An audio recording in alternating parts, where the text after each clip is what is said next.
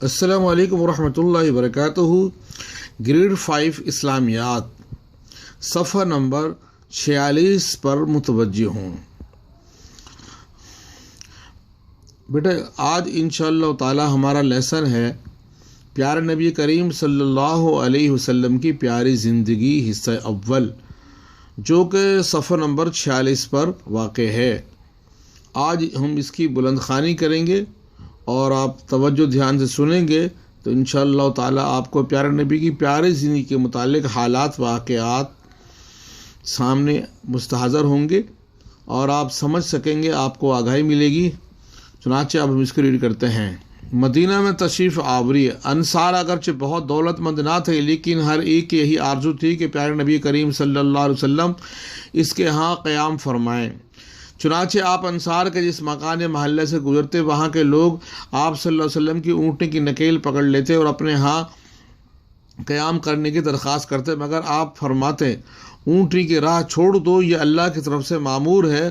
چنانچہ اونٹنی مسلسل چلتی رہی اور اس مقام پر پہنچ کر بیٹھی جہاں آج مسجد نبی ہے، لیکن آپ نیچے نہیں اترے یہاں تک کہ وہ اٹھ کر تھوڑی دور گئی، پھر مڑ کر دیکھنے کے بعد پلٹ آئی اور اپنی پہلی جگہ بیٹھ گئی۔ اس کے بعد آپ صلی اللہ علیہ وسلم نیچے تشریف لائے۔ یہ آپ کے ننیال یعنی بنو نجار کا محلہ تھا۔ اب بنو نجار کے لوگوں نے اپنے اپنے گھر لے جانے کے لیے پیارے نبی کریم صلی اللہ علیہ وسلم سے عرض کرنا شروع کیا، لیکن حضرت ابو ایوب انصاری رضی اللہ تعالی عنہ نے لپک کر کجاوا اٹھا لیا اور اپنے گھر لے کر چلے گئے۔ اس پر آپ صلی اللہ علیہ وسلم فرمانے لگے کہ آدمی اپنے کجاوے کے ساتھ ہے۔ کجاوا کہتے ہیں کہ اونٹ کے اوپر ایک سیٹ ہوا کرتی ہے اور اس سیٹ میں یعنی کہ تقریباً 2 افراد کی گنجائش ہوتی ہے، 2-3 افراد اس اونٹنی کے اس کجاوے میں بیٹھ سکتے ہیں، تو اسے کجاوا کہتے ہیں۔ یثرب سے مدینۃ النبی صلی اللہ علیہ وسلم۔ مدینہ منورہ کا پرانا نام یثرب تھا، جس کا مطلب تھا بیماریوں کی بستی۔ جس وقت پیارے نبی کریم صلی اللہ علیہ وسلم یہاں تشریف لائے، اس وقت مدینہ کی زمین وبائی بیماریوں کا گڑھ تھی۔ وادی بطحان سڑے ہوئے پانی سے بہتی تھی۔ پیارے نبی کریم صلی اللہ علیہ وسلم کو جب یہاں کے حالات معلوم ہوئے تو آپ صلی اللہ علیہ وسلم نے اللہ تعالیٰ سے دعا کی کہ اے اللہ، ہمارے نزدیک مدینے کو اسی طرح محبوب کر دے جیسے مکہ محبوب تھا، یا اس سے بھی زیادہ، اور مدینے کی فضا صحت بخش بنا دے اور اس کے سا اور مد غلے کے پیمانوں میں برکت دے اور اس کا بخار منتقل کر کے جوفہ ایک جگہ کا نام ہے پہنچا دے۔ اللہ تعالیٰ نے آپ صلی اللہ علیہ وسلم کی دعا قبول فرمائی۔ چنانچہ آپ کو خواب میں دکھلایا گیا کہ ایک پراگندہ سر والی کالی عورت مدینے سے نکلی اور جوفہ میں جا پہنچی۔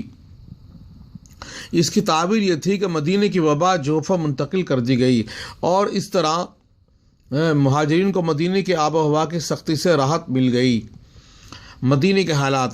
جس وقت نبی کریم صلی اللہ علیہ وسلم مدینہ منورہ تشریف لائے، اس وقت مدینہ منورہ کا یہ حال تھا کہ صرف چند قبائل مسلمان ہوئے تھے۔ اس کے علاوہ چند خاندان ایسے بھی تھے جنہوں نے اسلام کا کوئی اثر قبول نہیں کیا تھا۔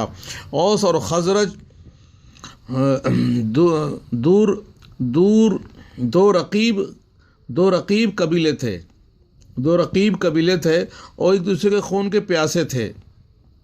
آپس کی جنگوں نے دونوں کو کمزور اور بے جان کر دیا تھا اور ان کی قومی طاقت برباد ہو چکی تھی۔ اسلام کا رشتہ اخوت نے انہیں اگرچہ باہم ملا دیا تھا، لیکن ان کے درمیان دشمنی کے کچھ عناصر موجود تھے۔ چنانچہ ایک مرتبہ دونوں طرف سے ہتھیار لاؤ کی چیخ و پکار ہو گئی اور تھوڑی ہی دیر میں دونوں طرف کے لوگ میدان میں نکل آئے۔ پیارے نبی کریم صلی اللہ علیہ وسلم کو جب خبر ملی تو آپ مہاجرین کے ساتھ میدان جنگ میں پہنچ گئے اور فرمایا اے مسلمانوں کے گروہ، اللہ سے ڈرو، اللہ سے خوف کرو۔ تمہیں اللہ تعالیٰ نے اسلام کی ہدایت دی اور تمہیں عزت دی اور اسلام کی وجہ سے جاہلیت کی باتیں تم سے الگ کر دی اور اس کے ذریعے تمہیں کفر سے نجات دلائی اور اس کے ذریعے تمہارے اندر الفت محبت پیدا کر دی، پھر بھی زمانہ جاہلیت کی طرح لڑتے ہو۔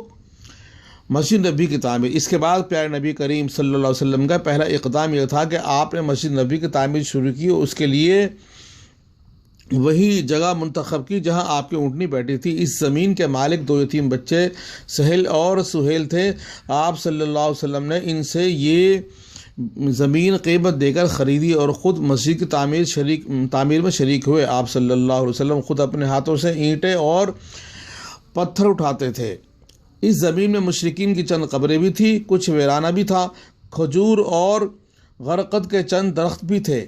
پیارے نبی کریم صلی اللہ علیہ وسلم نے مشرکین کی قبریں بنوا دی، ویرانہ ختم کرا دیا اور کھجور اور درخت کٹوا کر قبلے کی جانب لگوا دیے۔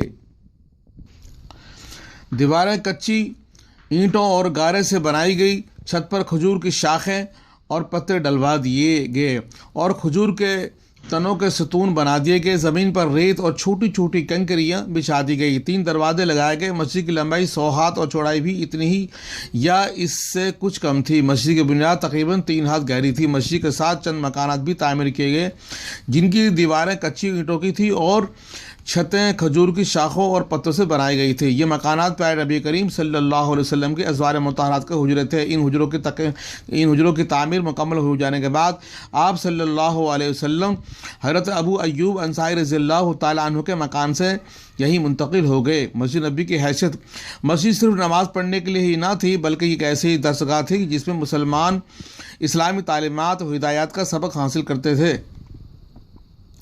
ایک ایسی محفل تھی جس میں مدتوں، نفرتوں اور باہمی لڑائیوں سے دوچار رہنے والے قبائل کے افراد اب میل محبت سے مل رہے تھے۔ یہ ایک ایسا مرکز تھا جہاں سے اس چھوٹی سی ریاست کا سارا نظام چلایا جاتا تھا اور مختلف مہموں کے لیے جماعتیں بھی بھیجی جاتی۔ اس کے علاوہ یہاں مختلف کاموں کے بارے میں مشورے ہوا کرتے تھے۔ ان سب کے ساتھ ساتھ مسجد ہی ان غریب مہاجرین کی خاصی بڑی تعداد کا مسکن بھی تھی جن کا وہاں پر نہ کوئی مکان تھا، نہ مال اور نہ اہل و عیال۔ مسلمانوں میں بھائی چارہ، اخوت۔ پیارے نبی کریم صلی اللہ علیہ وسلم نے تاریخ انسانی کا ایک اور نہایت تابناک کارنامہ انجام دیا جسے مہاجرین اور انصار کے درمیان مواخات یعنی بھائی چارے کے عمل کا نام دیا جاتا ہے۔ آپ صلی اللہ علیہ وسلم نے حضرت انس بن مالک رضی اللہ تعالیٰ عنہ کے مکان میں مہاجرین اور انصار کے درمیان بھائی چارہ کرایا۔ یہ کل 90 افراد تھے، آدھے مہاجرین اور آدھے انصار۔ بھائی چارے کی بنیاد یہ تھی کہ ایک دوسرے کے غم خوار ہوں گے۔ انصار کا ایثار اور مہاجرین کی خودداری۔ پیارے نبی کریم صلی اللہ علیہ وسلم نے حضرت عبد الرحمن بن عوف رضی اللہ تعالیٰ عنہ اور حضرت سعد بن ربیع رضی اللہ تعالیٰ عنہ کے درمیان بھائی چارہ کرایا۔ اس کے بعد حضرت سعد رضی اللہ تعالیٰ عنہ نے حضرت عبد الرحمن رضی اللہ تعالیٰ عنہ سے کہا، انصار میں سب سے زیادہ مالدار میں ہوں، آپ میرا مال 2 حصوں میں بانٹ کر آدھا لے لیں۔ حضرت عبد الرحمن بن عوف رضی اللہ تعالیٰ عنہ نے کہا، اللہ تعالیٰ آپ کے اہل اور مال میں برکت دے، آپ لوگوں کا بازار کہاں ہے؟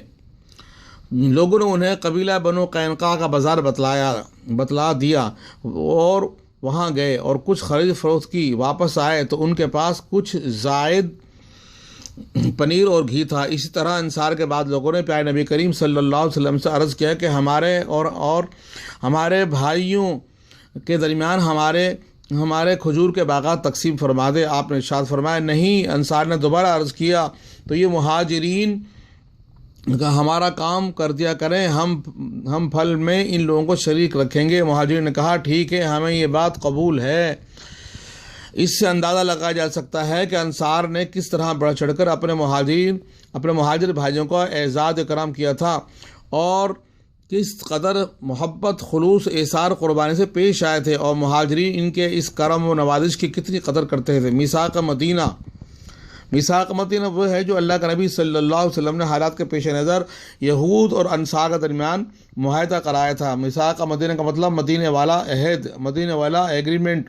پیارے نبی کریم صلی اللہ علیہ وسلم نے ہجرت کے کچھ عرصے بعد غیر مسلموں کے ساتھ اپنے تعلقات اچھے کرنے کی طرف توجہ فرمائی۔ آپ کا مقصد یہ تھا کہ ساری انسانیت امن و سلامتی کا گہوارہ بن جائے اور اس کے ساتھ ہی مدینہ اور اس کے گرد و پیش کا علاقہ پرامن ہو جائے۔ مدینہ کے قریب ترین پڑوسی یہود تھے۔ یہ لوگ اگرچہ در پردہ مسلمانوں سے دشمنی رکھتے تھے، در پردہ کا مطلب ہے کہ پیٹھ پیچھے، لیکن انہوں نے اب تک جھگڑا نہیں کیا تھا۔ پیارے نبی کریم صلی اللہ علیہ وسلم نے ان کے ساتھ یہ ایک معاہدہ کیا جس میں انہیں دین و مذہب اور جان و مال کی آزادی دی گئی۔ اس معاہدے کے اہم دفعات درج ذیل ہیں۔ میثاق مدنی کی دفعات ہیں، ترتیب کے ساتھ غور سے سنیے۔ معاہدے کی دفعات یہ ہیں: نمبر 1، یہود کو مذہبی آزادی حاصل ہوگی اور ان کے مذہبی امور میں کوئی چھیڑ چھاڑ نہیں کی جائے گی۔ نمبر 2، خون بہا اور فدیے کا جو طریقہ پہلے سے چلا آ رہا ہے اب بھی قائم رہے گا۔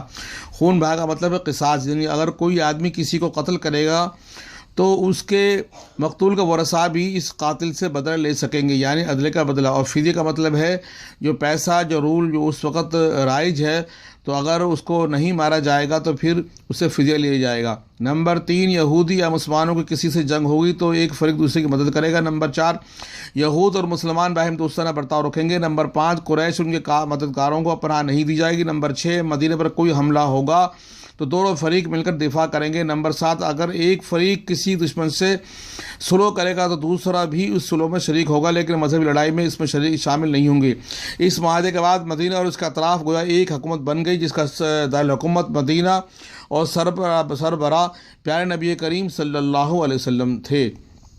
چنانچہ بیٹا یہ آج کی ہماری بلند خانہ اس چیپٹر کی کمپلیٹ ہو چکی ہے۔ اب چلتے ہیں ہم ایکسرسائز کی طرف، مشقی سوالہ کی طرف۔ دیکھیں سوال آپ کے سامنے ہے اور آپ دیکھ رہے ہیں۔ سوال نمبر 1، پیارے نبی کریم صلی اللہ علیہ وسلم نے مدینہ منورہ پہنچ کر کہاں قیام فرمایا؟ تو یہ جو میں نے سوال کے اوپر ریڈ نشان لگا دیے ہیں، اس کا مطلب ہے کہ یہ سوال آپ نے کرنے ہیں۔ سوال نمبر 2، یثرب کا نام مدینہ کیسے پڑھا؟ نمبر 3، مدینہ منورہ پہنچ کر پیارے نبی کریم صلی اللہ علیہ وسلم نے سب سے پہلے کیا کام کیا؟ نمبر 4، مسلمانوں کے درمیان مسجد نبی کی کیا حیثیت تھی؟ دیکھیں سوال نمبر 7 ہے، میثاق مدینہ کے مشہور دفعات تحریر کریں۔ اور دفعات جو 7 دفعات ابھی ہم نے پڑھی ہیں تو ان کو آپ دیکھ سکتے ہیں کس کتاب میں، اس کتاب سے۔ اور میں نے ابھی آپ کے سامنے اس دفعات کو بھی میں ایک پیج پر شو کروں گا، تو وہاں سے کوشچن آنسر کا ساری دفعات بھی آپ کو مل جائیں گی انشاءاللہ تعالی۔ سوال نمبر 8 ہے، درج ذیل میں جو باتیں مکارم اخلاق میں آتی ہیں ان پر درست کا نشان لگائیے۔ دیکھیں، سلام کو پھیلانا، صلہ رحمی کرنا، دوسروں کی تکلیف کو اپنی تکلیف سمجھنا، گالی گلوچ نہ کرنا، لوگوں کو کھانا کھلانا، یہ مکارم اخلاق میں آتی ہیں چیزیں، لہذا ان پر آپ درست کا نشان لگا لیجیے گا۔